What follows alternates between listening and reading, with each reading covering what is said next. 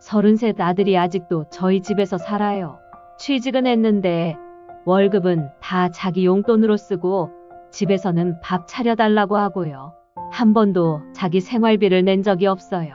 근데요, 이걸 말하면 애가 기분 나빠하고 남편도 그냥 두라고 해요. 이 아이 독립시키고 싶은데 제가 너무 매정한 걸까요? 60대 초반의 어머니가 상담 중 하신 이야기입니다. 이런 이야기는 생각보다 흔합니다. 30 넘은 자녀가 아직도 부모 집에 살고 경제적으로 의존하며 심지어 그 상황을 이상하게 여기지도 않는 경우 우리 주위에 생각보다 많습니다. 그런데 문제는요.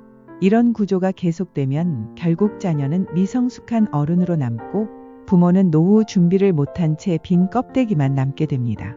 오늘 영상에서는 왜 자녀를 독립시켜야 부모가 살아갈 수 있는지, 그리고 자녀 독립을 위한 리셋 전략 5단계를 이야기해 보겠습니다. 왜 자녀 독립이 중요할까요? 자녀가 부모와 함께 있는 시간이 길어진다고 해서 무조건 더 행복한 건 아닙니다. 많은 부모들이 말합니다. 애가 결혼만 하면 나도 좀 쉴 수 있을 텐데, 이제 내 인생 좀 살고 싶은데 아직도 애 걱정뿐이야. 이건 단지 경제적인 문제만이 아닙니다.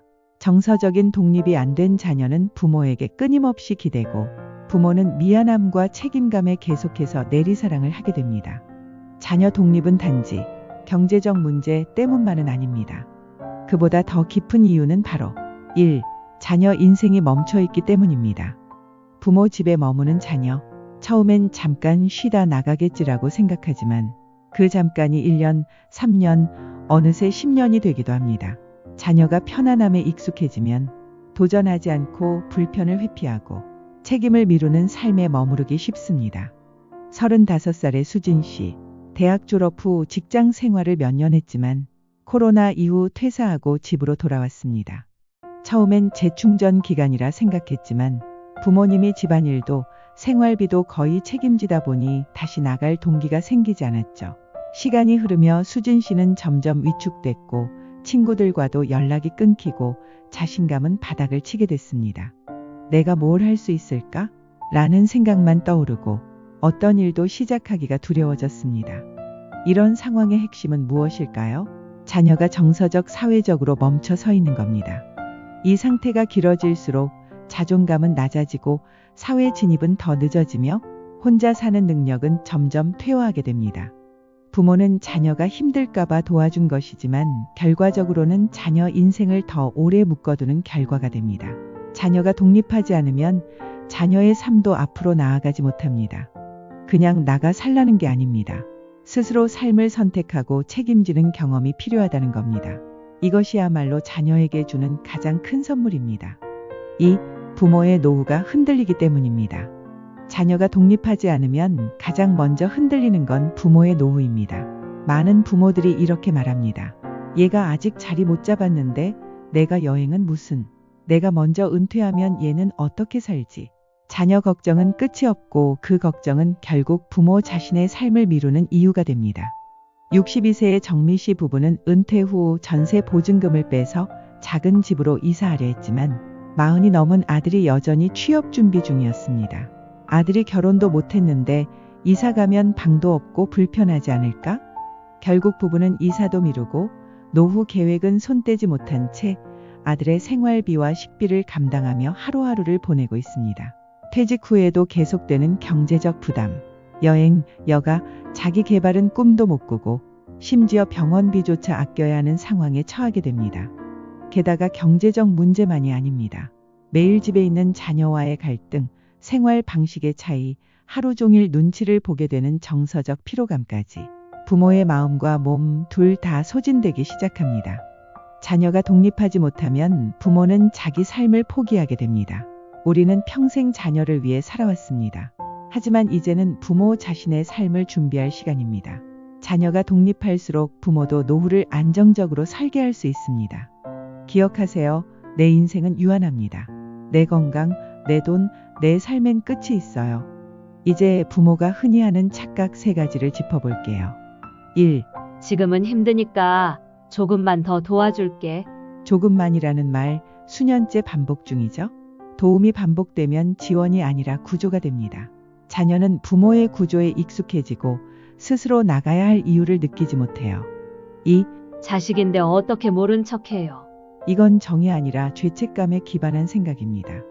하지만 진짜 사랑은 자녀가 자기 삶을 살 수 있게 등 떠밀어주는 용기에서 나옵니다. 자녀를 너무 오래 붙잡으면 결국 그 아이는 나중에 부모 탓을 합니다. 왜 그땐 나를 안 밀어냈냐고요. 3. 이렇게 사는 게 가족이잖아. 맞습니다. 가족은 서로 돕는 존재죠. 하지만 가족은 서로를 성장시켜야 합니다. 나의 도움으로 자녀가 정체되어 있다면 그건 가족이라는 이름 아래 서로를 망치는 관계입니다. 자녀 독립, 생각만 해도 미안하고 걱정되시죠? 하지만 자녀를 위한 진짜 사랑은 이제 스스로 살아갈 힘을 키워주고 부모도 자기 인생을 살아가는 것입니다. 그렇다면 어떻게 해야 할까요? 자녀도 부모도 건강하게 분리되는 리셋 전략 5단계를 소개합니다. 1단계. 돌봄의 끈을 줄이기, 정서적 독립부터 먼저. 우리는 너무 오랫동안 자녀의 일상에 깊숙이 관여해왔습니다. 식사 챙기기, 빨래, 청소, 생활비 보태주기까지. 제가 없으면 허전해. 쟤는 아직 철이 없어. 이런 생각부터 멈춰야 합니다. 부모가 먼저 정서적으로 아이를 붙잡지 않는 연습이 필요합니다. 하지만 독립은 갑자기 이루어지지 않습니다. 먼저 일상적인 도움을 조금씩 끊어내는 연습부터 시작하세요. 예를 들면 식사 준비는 각자 하기로 해보기, 자녀의 빨래와 청소는 스스로 하게 두기, 자녀의 일과 관련된 행정 처리나 서류는 스스로 하게 두기.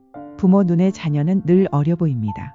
하지만 부모가 돌봄의 끈을 줄임으로써 자녀는 바로 그 불편함을 스스로 해결하며 자립의 힘을 얻게 됩니다. 2단계. 경제적 지원을 기준으로 정하고 멈출 시점을 정하기. 무한정 경제적 도움을 주다 보면 자녀도 부모도 헤어나올 수 없는 의존 구조에 빠집니다. 이제는 다음과 같은 선 긋기가 필요합니다. 12월까지 월세 보조는 해줄게. 그 이후는 내가 준비해야 해. 생활비는 올해까지만 지원해줄게. 이제 계획 세워보자. 박 씨 부부는 40이 넘은 자녀의 생활비를 매달 100만 원 넘게 보내왔지만 그로 인해 노후 자금이 줄고 갈등만 커졌습니다. 상담 후 6개월 이내 생활비 지원 종료라는 기준을 세웠고 자녀는 이후 파트타임을 시작하며 스스로 움직이기 시작했습니다. 돈은 사랑이 아니라 습관입니다. 기준을 정해두는 것, 자녀에게도 부모에게도 안정적인 독립의 출발선이 됩니다. 3단계. 감정의 분리, 죄책감에서 벗어나기. 자녀를 독립시키려 할 때 많은 부모님이 미안함을 먼저 느낍니다. 얘가 힘든데 내가 너무 차가운가? 엄마가 도와주는 게 당연한 거 아니야. 하지만 우리는 잊고 있습니다. 부모가 도와주지 않아야 자녀는 진짜 어른이 됩니다. 자녀를 돕는 것과 자녀의 삶을 대신 살아주는 것은 다릅니다. 내가 도움을 주는 이유가 자녀를 위한 것인지 내 불안을 덜기 위한 것인지 돌아보세요. 감정적으로도 떨어져 나올 용기가 필요합니다. 4단계. 부모의 삶에 집중하기, 내 인생을 다시 설계하기. 가장 중요한 단계는 이제 부모 자신을 위해 살아가기 시작하는 것입니다. 나에게 필요한 건 무엇인가? 무엇을 배우고 싶고 누구를 만나고 싶은가? 어떤 하루를 살고 싶은가? 윤 씨는 자녀가 독립한 후 지역 문화센터에서 요리 수업을 듣기 시작했습니다. 이제야 제 인생을 사는 기분이에요. 지금은 친구들과 함께 소소한 창업 준비도 하고 있습니다. 자녀의 독립은 부모 인생 2막의 시작이 될 수 있습니다. 부모가 자신답게 살아가는 모습을 보여주는 것, 그것이 자녀에게 주는 가장 강력한 교육이 됩니다. 5단계. 감정 흔들릴 땐 이 말을 기억하세요. 지금 내가 단호해져야 아이도 산다. 자녀가 힘들어할 수 있습니다. 하지만 그 힘듦을 감싸면 또다시 성장은 멈춥니다. 자녀가 푸념할 때 그래도 내가 해야 할 일이야 라고 한마디 해주세요. 자녀가 나가서 힘들어할 때도 이게 진짜 삶이야 라고 말해주세요. 자녀를 독립시킨 후 많은 부모님이 처음엔 공허함과 낯선 자유를 느낍니다. 하지만 그 이후엔 진짜 내 삶이 찾아옵니다. 이제 나를 돌아볼 시간입니다. 지금까지 당신의 삶은 대부분 누군가를 위한 삶이었습니다. 그동안은 자녀에게 내 시간과 감정, 에너지를 모두 쏟아부었다면 이제 그 역할에서 조금은 내려와서 내가 누구인지 되찾을 시간입니다. 그동안 엄마니까 가장이니까 미뤄두었던 것들, 무엇이든 처음부터 다시 시작해도 괜찮습니다. 이제 해볼 수 있습니다. 혼자 있는 시간이 곧 삶을 채우는 시간이 됩니다. 자녀가 떠난 후의 시간은 비어 있는 것처럼 느껴지지만 사실은 채울 수 있는 여백입니다. 관계도 리셋이 필요합니다. 자녀에게 쏟았던 에너지 일부를 이제는 나를 둘러싼 다른 관계로 나누어야 할 시점입니다. 오랜 친구와 여행 가보기, 형제, 자매와 일주일에 한 번 통화하기, 지역 커뮤니티 모임에 나가보기 어떨까요? 인생의 주인으로 다시 서기. 우리는 너무 오래 누군가의 부모로 살았습니다. 이제는 나의 이름으로 제2의 인생을 설계할 시간입니다. 자녀에 대한 사랑은 붙잡는 것이 아니라 떠나보내는 용기입니다. 자녀를 독립시킬 때 부모도 독립할 수 있습니다. 자녀는 이제 스스로의 길을 걷습니다. 그 길을 바라보며 미소 지어주는 것, 그게 부모의 마지막 큰 역할일지도 모릅니다. 그리고 이제는 당신만의 길을 걸을 시간입니다. 인생 2막, 이제 당신이 주인공입니다. 오늘도 당신의 마음을 들어주셔서 감사합니다. 다음 시간에도 우리 마음의 이야기를 나눠볼게요.